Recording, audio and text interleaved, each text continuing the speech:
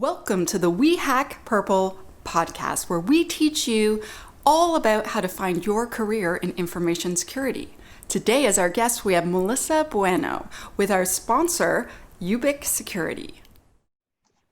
Awesome. Thank you so much for coming on the show. This is the We Hack Purple podcast. I'm Tanya, Janca, your host. This is our first week. And today, our very first guest ever of our inaugural first podcast, number one, is Melissa Benua. Did I say that right? Benua? Benua. There you go. Perfect. Trap. Welcome. It's always a trap. Welcome to the show. Thank you so much. I am just going to mute the nice person that just joined us on the webinar. So some people have decided to join us live on the webinar, and some of them are watching live on YouTube. Either way, welcome. Thank you. And the point of this podcast is to help you find your career in information security. There are a lot of different jobs out there, and a lot of you might think, oh, I want to be a hacker. But it turns out there's actually like a whole bunch of different jobs, and they're all very different. And there's defenders, there's, I want to say offenders, but there's offensive jobs. Well, there are offenders. And sometimes you do offend. But what we're going to do today is we're going to talk to Melissa, and she's going to tell us what it's like to do her job. So first of all, welcome, Melissa. Thank you. I'm excited to be here on the episode number one. Yeah. So I would like to ask you, first of all, if you could tell us your name and any sort of handle that you have online, because I'm assuming people are going to want to follow you. Yeah, so my name is Melissa Benua. I am a director of engineering at a startup called mParticle, and you can find me online under the handle Queen of Code. Yes. I'm on Twitter, GitHub, website is queenofcode.net. It's pretty simple. Pretty easy to find. So you have a really very interesting job title, Director of Engineering. What does that mean? Like, could you describe what your job is? Yeah, so my job is, because I'm at a startup, it probably sounds like I have more of an org than I do. I have a very small org, but I have an organization that reports underneath me, and I'm responsible for some of the initiatives that team does. So for example, I run a couple of engineering teams, and then I run a team called our Dev Test SecOps squad. So I do, hiring, strategy, figuring out what we're going to do next, right? How we're going to keep our developers writing code that is safe and high quality and as secure as we can reasonably try to do. That's awesome. And we met at a conference in Seattle. We sure did. Tell people a little bit about the conference and your amazing talk you did there. Yeah, so we met at DefenCon last year, almost exactly a year ago. I did a fuzz testing talk, which actually I'm doing again this weekend, as a matter of fact, at a conference called Not PinkCon. Oh, so cool. A security conference from Argentina. Yeah, I'm going to be apparently live translated into Spanish, which is great because I don't think I could talk about fuzzing in Spanish intelligently. I don't think it would be asking for a disaster. But yeah, so I gave a talk about fuzzing. Over the course of my career, I've done a lot of different roles. I was a developer, I was a tester, I spent some time as like a security hybrid dev test person. And one of the things I did is I ran a service that provided automated scale level fuzzing for our web service at a large company some of you might have heard of, I don't know. I might have heard of it. Tanya maybe knows a little bit about what it was. Maybe just a bit. It was Microsoft. I worked at Microsoft. So what is a day in the life like to do your job? Like if I'm a person, I've never worked in this field before, can you tell me what it's like? Yeah, so I'll describe two of my three jobs because I do a lot of jobs because the combination of director plus startup means you wear many hats. But so the management side of my job involves a lot of meetings. It involves so many meetings with my directs to make sure that everything is going okay, right? Both in their work and in, to make sure we're supporting them, especially now with COVID in their personal lives as well, that we're giving them the slack when they need it and the interesting things that they need to work on when they need it. Involves coordinating the work that's getting done, making sure the roadmaps are aligned, making sure things are on track, typical managery stuff. My focus is, always on number one on supporting my directs, right? There's nothing, people quit managers. They join companies and they quit managers. So, right, it's very true. Yeah. So making sure that they feel like they are in a good place and they're supported and they can grow. So that's half of my job. And the other half of my job is pretty directly running my dev test SecOps group. And that looks very different. The jobs don't look anything like each other. It involves doing, gathering a lot of data, doing a lot of research, what's current industry best practice? What's the delta between what we're doing, what industry best practices? What are the best tools? What's not working in our flow right now? What kind of bugs are getting to production? What kind of things are we finding? What kind of flaws are available? How can we patch that hole, right? Whether it's making a process change or a tooling change or both. Sometimes I actually write code still. It's very exciting for me when I get to write code and make a commit. It doesn't happen very often for me anymore. Sometimes we use a tool called SonarQube. So sometimes I'm reconfiguring SonarQube. Sometimes I'm looking at reports from SonarQube. Sometimes I'm, generate in GitHub instead, looking at our Dependabot. Really, it kind of spreads the gamut from very low level things to pretty high level strategic things. Cool. You kind of make me want to come work for you, honestly. It's a lot of fun. If you like doing lots of different things, I can say that the startup, mid-stage startup is a good, solid place to do lots of different things. Oh, that's awesome. So I feel like you probably need lots of different personality traits in order to be able to do quite that mix of types of responsibilities and activities. So what types of personality traits do you think are needed to be good at your job? So I think probably the most important trait in my job in particular, and engineering in general, is empathy. Empathy for the people you work with, empathy for your customers, being able to put yourself in somebody else's shoes, right? That's a useful security skill, that's a useful development skill, that's a useful product manager skill, right? Being able to think like someone else and have empathy for what they're going to do. Probably the most important thing. And then secondarily is probably curiosity, right? Being able to ask good questions and find and chase down the answers, right? Don't take no for an answer. Well, maybe take no for an answer, but don't get stopped by a simple roadblock. Find another way around, right? To get the answers you need to get. So maybe perseverance too is required. Yeah. Perseverance, exactly. Yes. And also maybe creativity to come up with all those solutions. Yeah, but you notice what I didn't say is I haven't listed any tech skills. Oh yeah. Not because you don't need them, but because they're secondary, actually. Anybody, if you have the aptitude to learn tech skills, you don't need to worry that you know tool X or tool Y or language A or language B, because you can learn it. But the traits, I don't like calling them soft skills, but that's sort of the most universally understood term for it. Those are a lot harder to pick up. You can't just read a book and then be empathetic. You can't get empathy out of a book. Like maybe emotional intelligence as opposed to like EQ instead of IQ. Yeah, that's a good way to put it. Because you wouldn't be a good manager if you didn't have any emotional intelligence. You would just be a bossy boss. Yeah, you'd be the kind of person that throws the directs under the bus for a promo. But nobody, you'd be the kind of person that people quit. I know. I was just going to say that you'd be the person that people run away from and find new jobs because of. Exactly. So if those are personality traits, what types of aptitudes do you think that someone would need to have? So when I say that, I mean like attention to detail, ability to hyper-focus. I once read a job description where they're like, you must be able to lift 50 pounds by yourself. And I was like, yeah, I can do that. Yeah, that can be important. To lift Emacs. I don't need to lift anything for my job. I do not need to lift 50 pounds, thankfully. Okay. It's one of the few requirements I don't have.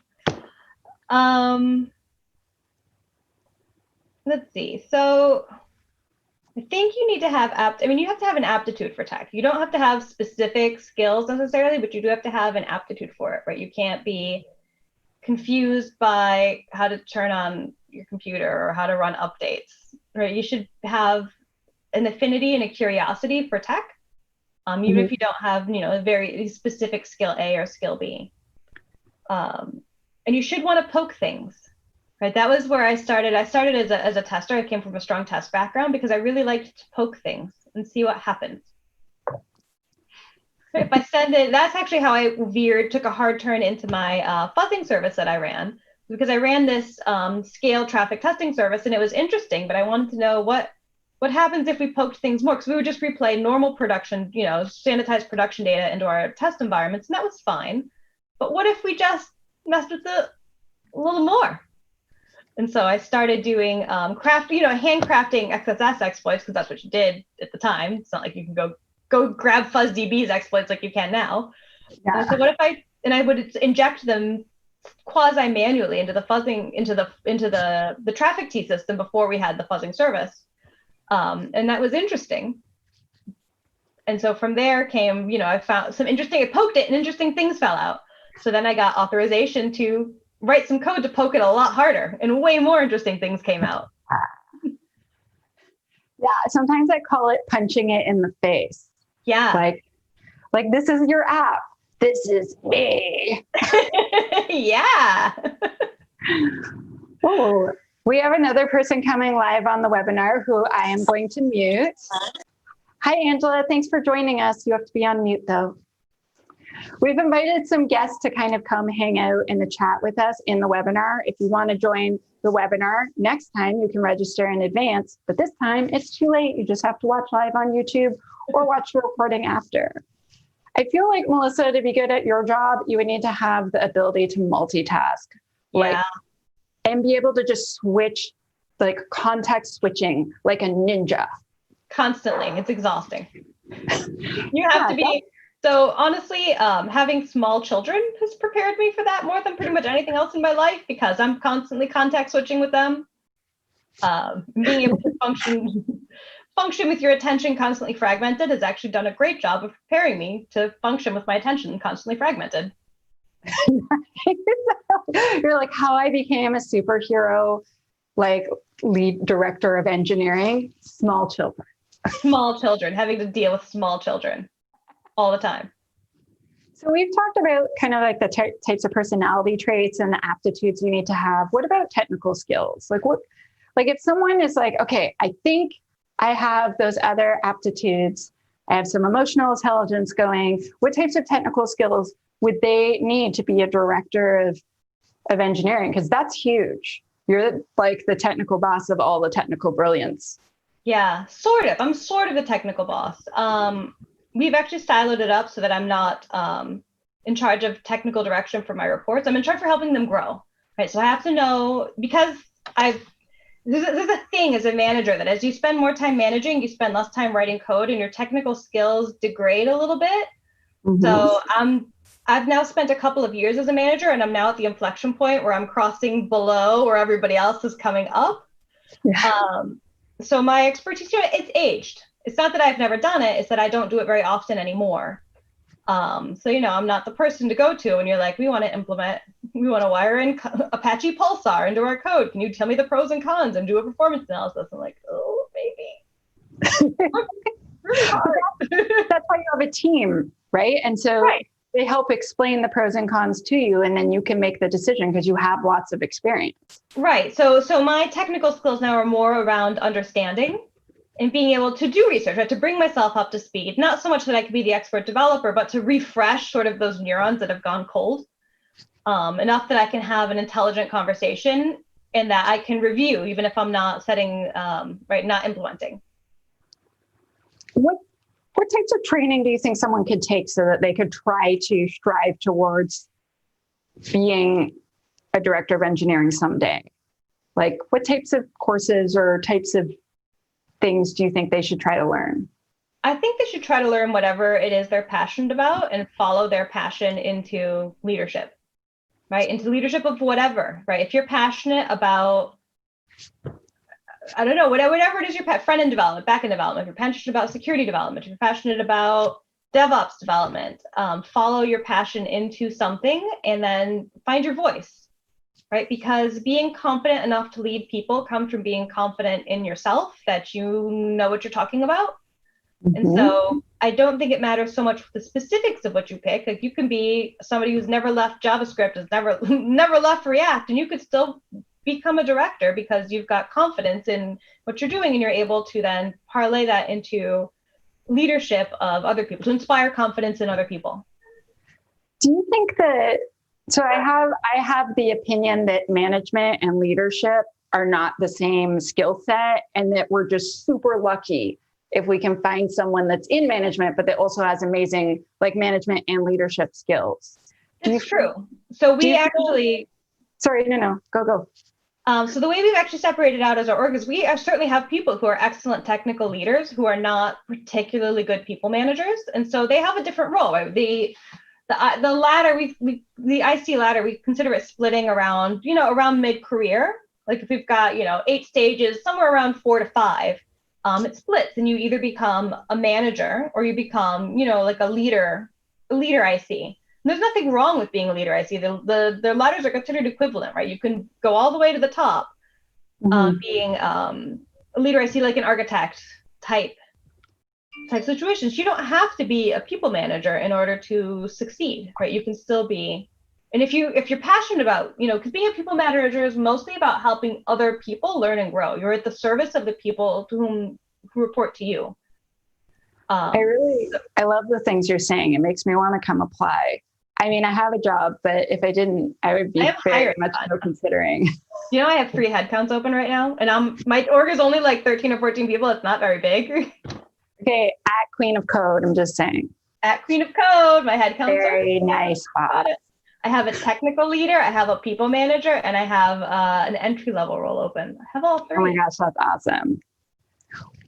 What type of work experience would someone need? I don't mean so they could specifically take your job, but a job like your job. Like, what types of work experience would help lead them there? So spending some time as an IC, like getting your IC expertise underneath you, like 5 to 10 years. It depends. Everybody's different.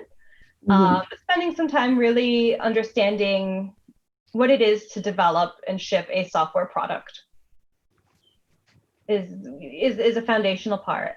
And then getting some, even if it's not people management, but starting with, because it can be weirdly hard to break into people management. Actually, I found it difficult for somebody to give me a role to manage people if I hadn't managed people before. Nobody wants to be the first, so it can be quite hard. But a nice sort of intermediary step is doing team leadership, technical lead, leading a project, even if you're not somebody's people manager, can be a nice intermediary step if you're having a hard time, going straight to people leadership. Nice. Spending a little bit of time there. And I'll say you don't have to stay, right? If you decide people management isn't for you, it doesn't mean you can't go back to technical leadership and do something, people management is not the only way to get something done. I have done that dance many times, Melissa, where I got pushed into management and then I was, this makes me crazy and unhappy.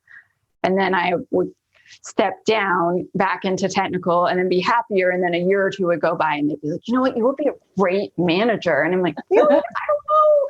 And they, yeah, you would. And I did that a few times before eventually I was just like, no. And so then I decided to start my own company. And then inadvertently, I am now a people manager. Now you're the manager again. Now you're the boss. So clearly, I mean, some of us can't make up our mind, and that's okay. And you can go back and forth. There's nothing wrong with that. No, there's nothing wrong with that. Like one of my uncles did that. And I remember him giving me a talk. He's like, it's not a step down. It's a side step. It's a side step.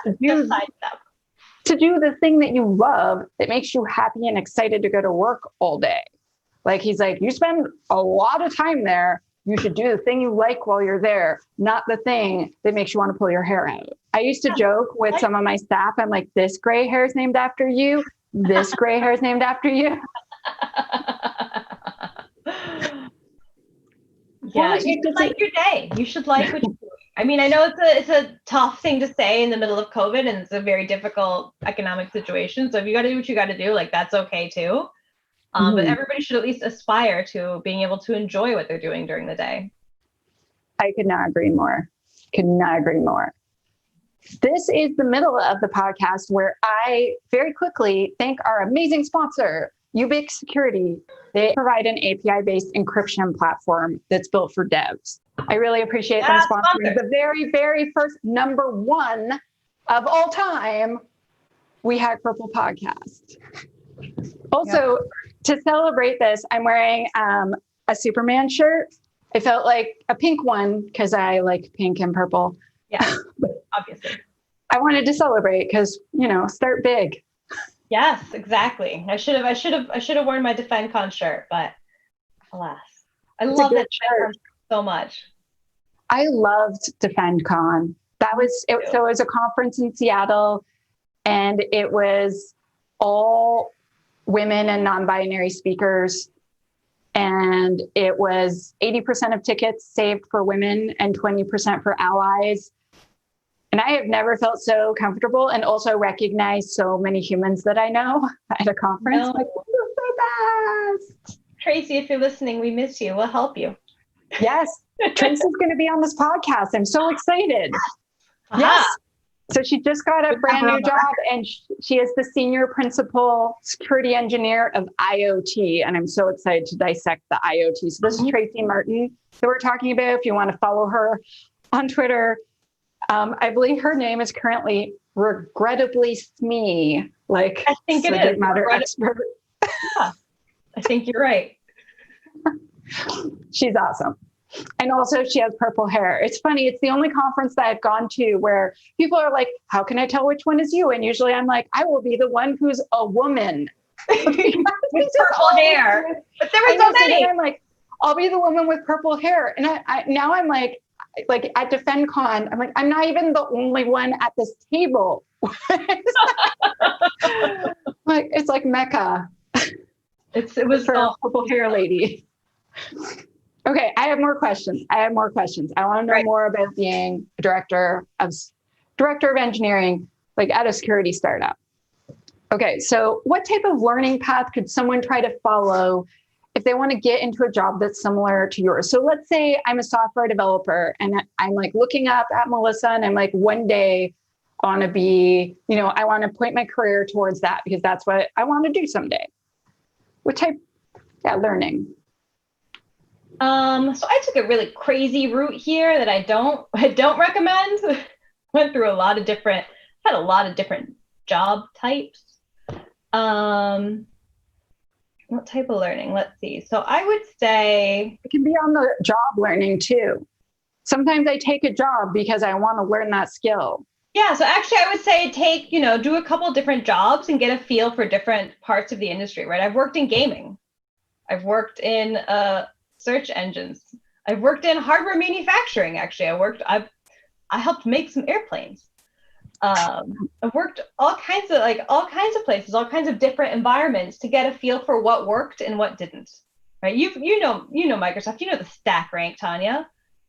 Knowing what the stack rank is and how I'd never want to do that to anybody ever has helped inform my management process. Knowing how a startup hires versus how a big company hires has informed how I've designed our hiring process, like what worked and what didn't, what kind of biases I found as I was interviewing with other companies, and also that I've seen from my fellow interviewers as they were interviewing candidates. I would say a breadth of experience, like try different things. You don't have to be there a long time, right? You don't have to be 10 years at one place in order to really understand what they're doing. But a breadth of experience to find out what works for you and what doesn't, and what you like and respect as a practice and what you don't, right? I will never stack rank my employees, ever. I was asked to do it once, not at my current company, and I refused. It's complicated. We got into it. It didn't end well for me, but stack ranking is for the people who haven't previously worked at a place that employs that? So stack ranking is the practice of performance rating, wherein you take all of the employees and you put them in order of best, quote unquote, to worst. And then, a manager has to do this. And then the manager joins their stack rank with their other peers at their level. And then that goes up and up and up until you have a list of every employee against the other managers for you. Yes, they have to fight it out, each person. And so weird politics happen in stack ranking, right? Like you have a manager of managers who's like, well, I can't have all of my direct report A's people be higher ranked than all of direct report B's people. Even if one team is high performing, one team is low performing, I can't have that political battle. So I need to interweave them a little. Weird things unrelated to any individual's actual performance comes out of there. Yeah. And so, Also, I mean, for instance, let's say that your manager's fierce. You have the ability to get a much larger bonus than, for instance, if your manager is very sweet and kind and understanding and has great emotional EQ, but also is soft-spoken and is not going to fight for you. Yeah, because it all comes down to basically 2 hours in a conference room. Like your whole year comes down to 2 hours of managers fighting in a conference room, and whoever has nothing to do with managerial skills necessarily of who wins. And then once you have stack ranking, you get into forced attrition, and that's even worse, right? When they say, well, we're going to cut the bottom 10% of the company. Well, if you've been hiring for all good people, who's to say the bottom 10% are underperforming the industry? Yeah. What kind of garbage are you going to be doing when if your bottom 10% is still in the top 25 of the industry? Like, that's unreasonable. Demoralizing and unreasonable gives you a terrible talent problem. So things I learned that I don't like and that I won't do. Yeah, it also means that, like, let's say there's X amount of bonus money. And then that means if I get a really good bonus, that the people I work with every day who I care a lot about aren't getting one, or they're getting way less. Yep. And then you feel crappy. Yeah. I mean, there's the realities of budget there, and that, you have to stay within a budget, and I understand, right? But dividing that budget equitably in a fair and reasonable manner per team, rather than artificially, I know somebody who their manager went in and they said, this person was extremely low performing last year, but they've improved to a to a mid-level performer. They were given the same rewards as somebody who'd been an outstanding performer all year because they had such a great magnitude of improvement. Right? What kind of message is that? And I, don't fault the person's manager for doing that, but on the flip side, it's not fair to anybody else. You're like, you stop. Everybody knows. And so now you should have an average bonus, not an amazing one. Right. I've seen people reward improvement, or, not, so I should back up a step. And I've seen way too many cases of unclear rubrics behind which you assign value and assign bonus, right? Improvement is great and something to be celebrated, a low performer becoming an average performer, but that doesn't put them at the same level as a high performer. I also don't like getting into, low performer, high performer, average performer, more complicated than that, because I feel like you're doing your job super well and you're ready for promotion to the next level, or you're not doing your job. It's pretty simple, right? I don't like slicing hairs and making, but 30% of your employees should be in bucket 2. That's not always true. That's not how life works, especially at the small scale. Maybe once you get up to the 10,000 employee scale, the law of large numbers starts applying and those things make sense, but they don't really make sense, at the 5, 10, 20 person organization size.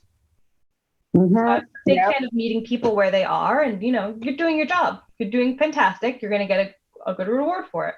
You're doing a great job. You're ready for promotion to the next level. Fantastic. Or you're not doing so well. You're not doing so well. We're making a plan to help you improve. And here's your more modest rewards to reflect, that you're still adding value to the company. Yeah, exactly. Well, Melissa, as we're talking about money, does your job pay well in your opinion? So we are interviewing people that do all sorts of types of jobs, and people who are considering, becoming a pen tester or a reporter, or like a reporter that specializes in cybersecurity, or a DevSecOps engineer, or a director of engineering. They want to know, am I going to have a 3-bedroom apartment, or am I going to live in a bachelor apartment? You're going to have a nice apartment. You're going to have maybe a good apartment. I mean, the company size matters. So I'm not going to claim that you're going to be making as much money as a startup as you would at Google. Of course. But it's a good job, right? You can buy as much cheese as you want every week at the grocery store. Is this what I'm understanding? Such cheese. every single day if you want. Like the Yeah. good stuff. Yeah. Seriously, I remember the day where I was like, I'm going to buy 2 different kinds of cheese. And I was like, I thought about it. I'm like, I can afford it. And I was like, I'm rich. It sounds so silly, but like I grew up not rich at all. And then like, I was like, I can buy 2 different types of cheese this week and enjoy both of them. And like, not be like worried. I was like, I am officially rich. I bought 2 different kinds of cheese. Yeah. That was the thing that did it for me, that I was like, I've made it. Yeah. So when you can buy whatever cheese you want in whatever quantities you want. Seriously. Okay.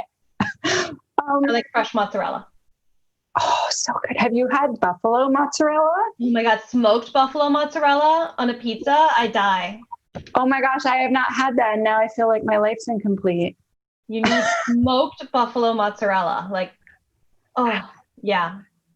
Big globs of it on a pizza. I mean, it's fine with other things too, but big, like the big chunks where it's just a huge gooey blob on a pizza. I Like will a be thin Italian style pizza. I need to order this because I can't go to my grocery store's like, what's buffalo mozzarella? I'm like, I'm leaving. I'm gonna stomp my feet. What are you doing? It's because I live in a little farming community. So I live outside the really big city in like a little farming community because I want to start a little farm. You have some excellent squashes. Yeah, I have, you didn't even see it. I picked like 8 last week. Oh. Yeah, I have like a farm. Okay, so do you feel that there's lots of opportunities for your type of job?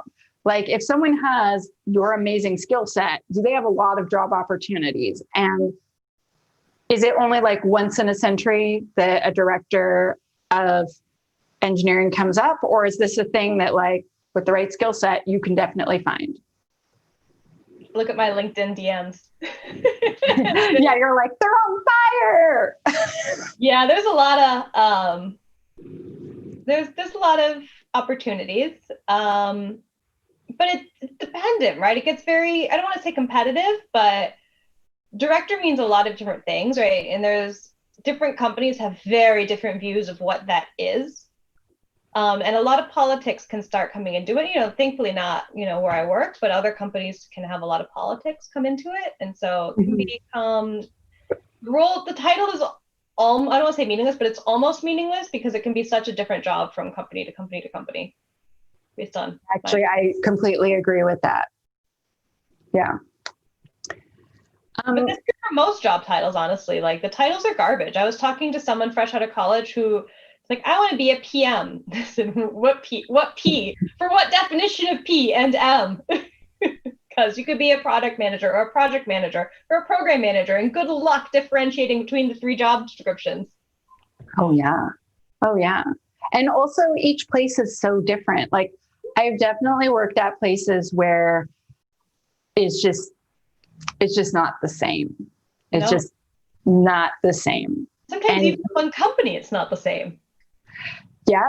Yeah. And sometimes also just like the person that does the job, like there are people who are like a rock and they kind of sink to the bottom. And there are people where they just shoot for the stars, no matter where they are. Yes. I have a friend and she just got a promotion to a new place and they're already trying to promote her to the next level. And I told her this would happen. And I was like, you're completely amazing. And the place where you work, weird stuff's happening. And like, they don't have any open positions above you, but they depend on you for literally everything. Yep. Except this promotion. And like, she's been there, I think 5 or 6 months and they just keep doing more and more things. And she's like, I expect a promotion within 1.5 years. And they're like, oh, we're not going to make you wait so long. Like, she's that person that shoots to the stars. And I'm like, you're going to own that place. Like in like 2 years from now, you're going to be like the big boss. She's like, shut up. But you know what? That's very place dependent as well, right? The fit matters.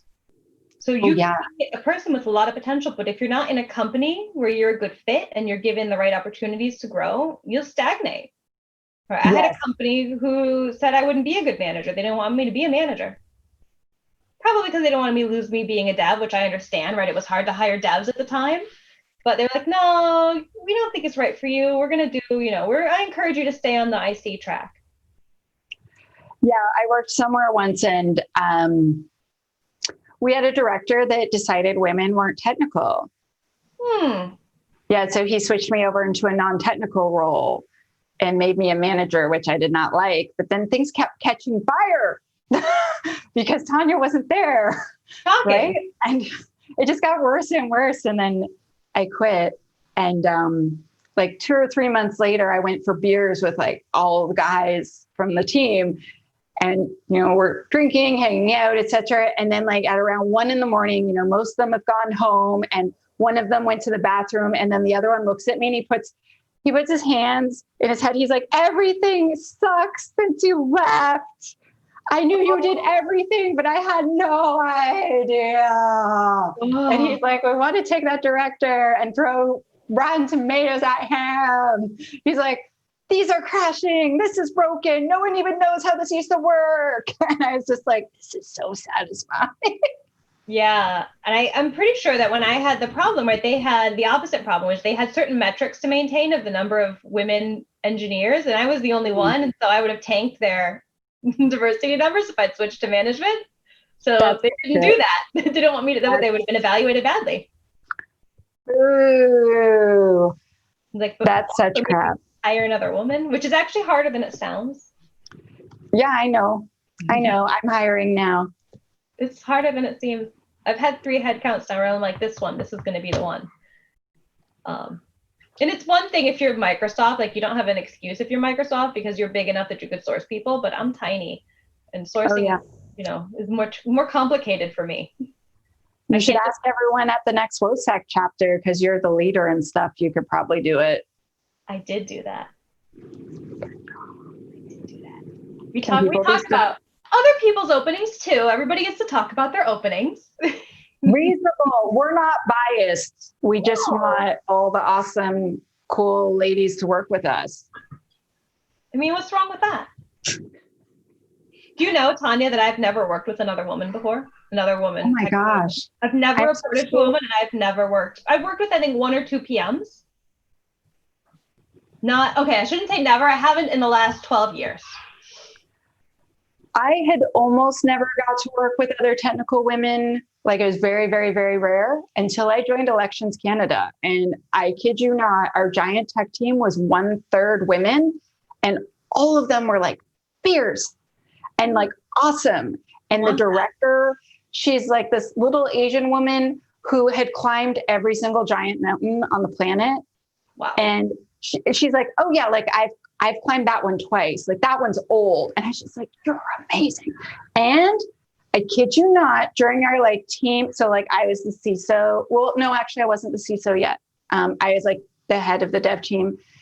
We would have these weekly meetings and she'd be like, well now, obviously. And then she would serve chocolate during our like director meetings. And I was just like, it's like, I felt like she was a goddess.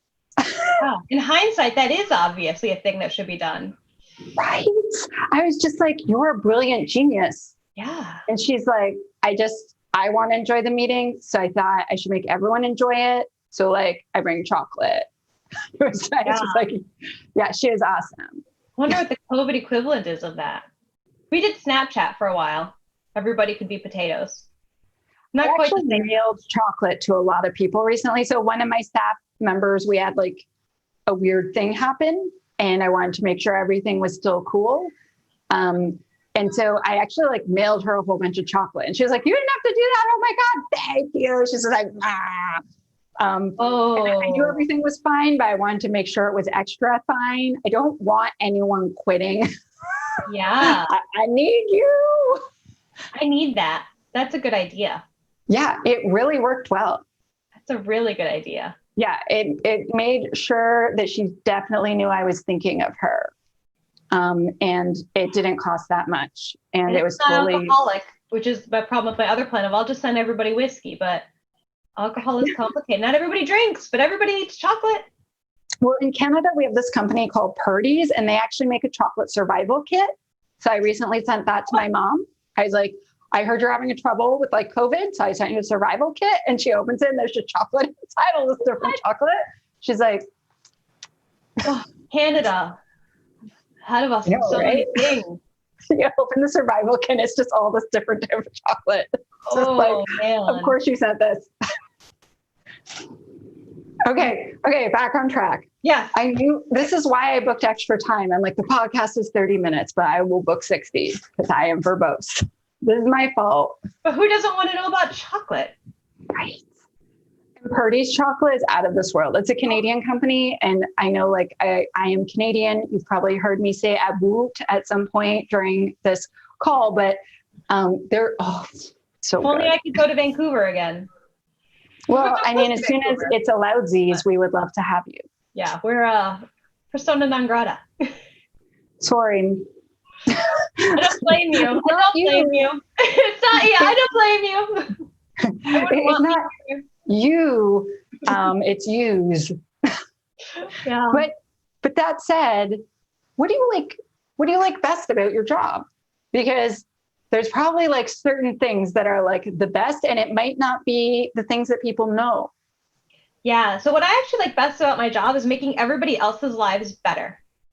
Oh, yes. And that's both faces of my job. It's both the management part, right? I like making my employees' lives better, right? Giving them the slack when they need it, giving them the growth, giving them the nudge, helping them line up a career path to meet their career goals. Like I really enjoy that.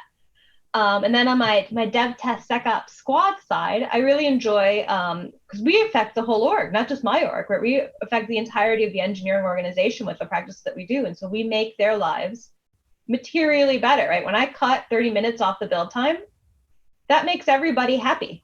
So happy, right? When I put a new, when we do a Sonar Cube update, or when we update a bunch of rules, or turn on some new rules, right? We float a bunch of potential vulnerabilities in the code before it goes live. Everybody's much happier than if we caught them, if somebody else caught them live. It makes everybody's lives happier. Makes it more productive, makes it easier. So that's really what I enjoy doing, is helping other people, helping the other people in my org be more successful. Would you say, so there's like a follow-up question, is what makes you feel the most pride in the work that you do? And do you have a specific story like that you're allowed to share and that you want to share? So the most pride I felt, honestly, is I had a hire a while ago, a hire who wasn't performing maybe to their potential, right? We knew they could perform really well. They were having trouble integrating with the org. Just, stuff that happens. And I was able to, between some coaching of them, some coaching of the team, the team lead that they were on, we were able to not just turn it around, but make a star performer, right? Make the employee truly live up to their potential, like top performer, the rock of the team. Just with coaching and understanding, and relationship management. That's awesome. That was like a huge amount of pride with this person who had so much potential and was being wasted. I had a similar situation once where I got transferred in somewhere, and I had actually like a really, really bad employee that had made a lot of mistakes. And one day we sat down and I was just like, what do you wish you could do? And it turned out he was a network engineer. And when Canada had changed around the way they run the government and taken all the network people and put them at shared services, they wanted to keep him because he was so good, but they weren't allowed to give him a network engineer job anymore. So they put him in a software development job, and he'd never coded before and he hated it. And he's like, honestly, I just wish I could be a network engineer. Like, I know they like me here and they really wanted me to stay here. And I love my colleagues. Like, don't get me wrong, but like, I've tried dev for like over a year now and I'm miserable. And I was like, do you want me to transfer you so that you do? Yes. And then like his new boss was like, thank you. Thank you so much. This guy is the best. And good. I was like, how am I going to fire this dude? He like deleted half the stuff in version control. Like, oh no, he did so many giant mistakes where I had actually just locked him out of version control. And I was like, we need to have a talk. Like, what do you really want? And then he just like was honest with me. I'm like, I can't believe they did this to you. And he's like, well, I loved working here. And they said, well, just arrange it so you can keep working here. I didn't understand. Like, I thought maybe I could code because I'm awesome at networks. And yeah, he was so happy. And they were like, he's amazing. And then I did not have this nightmare of a grown-ass adult who I felt unsafe letting touch any code. Yeah. Yeah. Nobody wants to infantilize an adult, right? An adult who you're paying to do a job. Yeah, exactly. And so it really worked out. It turned out like using your ears can like really help. I'm so glad that you got to have that experience. That's awesome. Yeah. So now I have a tough question for you now, though. What do you like least about your job? So obviously you're not going to be like, there's this one guy and he's the worst, but what do you like? Let me tell you about my boss. No, I love my boss. He's great, which is not something I've always been able to say. So I don't say that lightly. What do I not? So I miss a couple of things, right? I miss writing code. I miss, solving a hard problem and writing, being deeply, deeply technical and being, the deep technical expert. I do miss it. And I don't like, weirdly enough, and there's not a lot of politics in my job now, but I don't like having to navigate the politics, especially when I'm not in the room. I really have disliked that. And honestly, the other thing I dislike is I dislike how few women I work with. Yeah. For the longest time, I had this thing that I had adopted into my personality where I'm like, well, I'm not, you know the type. I don't like other women because I'm a guy's woman and, women are girly. And I had adopted this, I picked up a bunch of masculine traits, I guess as a survival, like a coping mechanism. And it took years for me to realize that this, A, wasn't who I was, and B, I didn't like this person either. And being able to work with, to just be comfortable being around other women, became very important to me. So I do work with some women now. They're not engineers, but they're, still smart women, and it's important to me. Have you ever been told to not wear a dress when you were in a more technical role, or been told like, go buy a pair of jeans? So no, because I would have been caught dead in a dress until from the ages of probably 16 until the age of, 31, 32, I wouldn't have been caught dead in a dress. Or with, makeup very reluctantly, jewelry very modest. I'm wearing a bunch of makeup now because that was part of the persona I'd adopted, right? I was not, those things weren't for me. I was technical. I'm a guy, I'm a coder. I'm not, girly things are not for me. It's not okay to be, because that was all the message I had around me, right? Was this is what a coder looks like. This is what an engineer looks like. So I made myself look like an engineer. I actually had repeatedly managers tell me, you're not allowed wearing a dress at work, and go buy blue jeans. Because even if I wear pants, I hate jeans. Like, I think they look great. I think they're uncomfortable. And just over and over again, like, no, Tanya, you're making other people uncomfortable. Wow. And they're like, go get some t-shirts. So that's what I avoided with my choices, right? Deliberately, because I was afraid of that happening to me. Deep down, I was afraid of being called out for being other. Yeah, and also, like, you do get treated totally differently. Mm-hmm. You get treated so differently if you do your hair and wear makeup versus like if you wear jeans and a t-shirt, and like especially like a loose fitting t-shirt, right, and loose fitting jeans, and like I used to joke I would have programmer hair because I would not be thinking, and I would just end up with it like in a bun on my head out of the way. And then they treat you like one of the guys, and then you can get your job done so easily. And that's what I wanted. So that I became one of the guys. I wore a ponytail. I wore conference shirts, jeans, very little jewelry. And I was the first 3/4 of my career, that was what I did.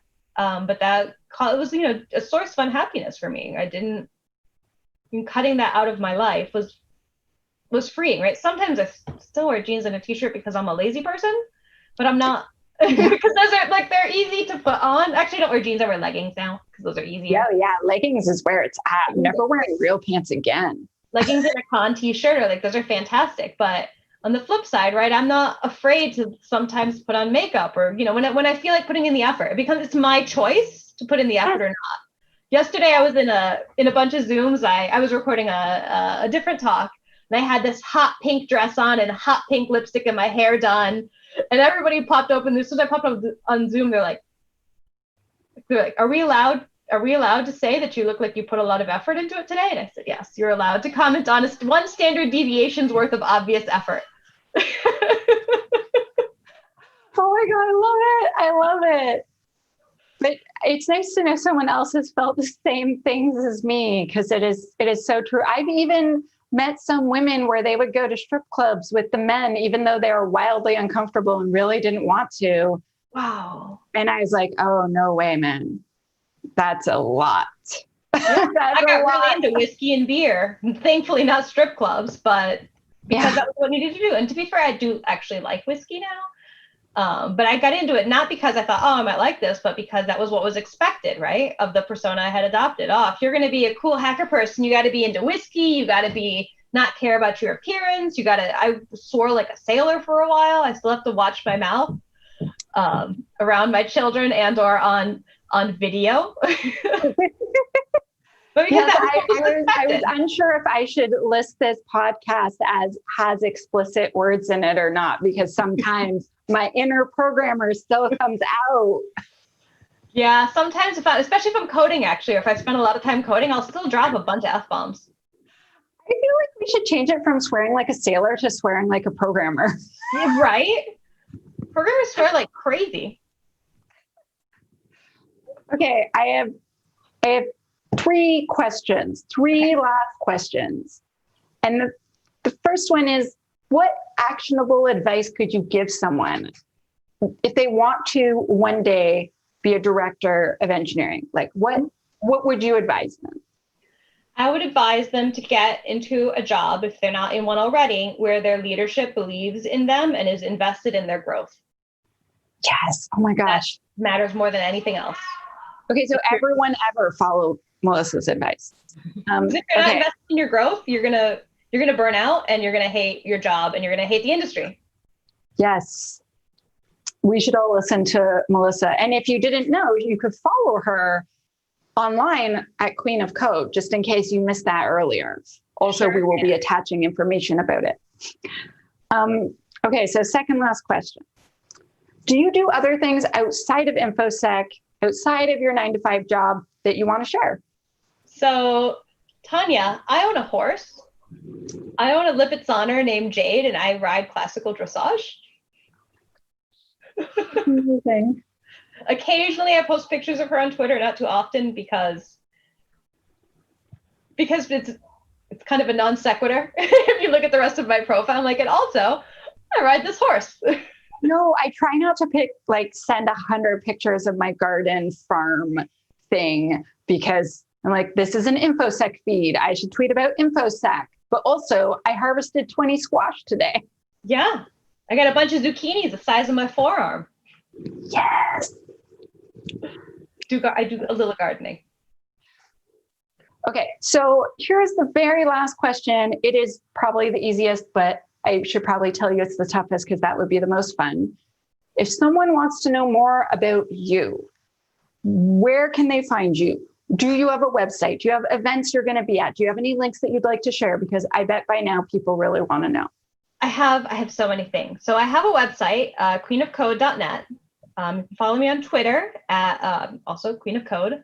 I'm going to be at a bunch of conferences coming up this fall. So I'm going to be at Not Pink Con on Saturday, the day after tomorrow, doing my fuzz testing talk. And I'm going to be at a conference called Star West, which is a software testing conference. I'm one of the organizers. I'm doing a bunch of talks and tutorials, which is at the beginning of October. That's going to be virtual, usually at Disneyland. So I'm a little heartbroken about it being virtual, but survive.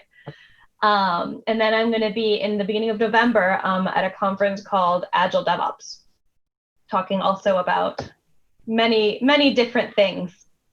Oh my gosh, that's so cool. I have seen her fuzzing talk. That's how we met. I saw it and then I was like, you're amazing.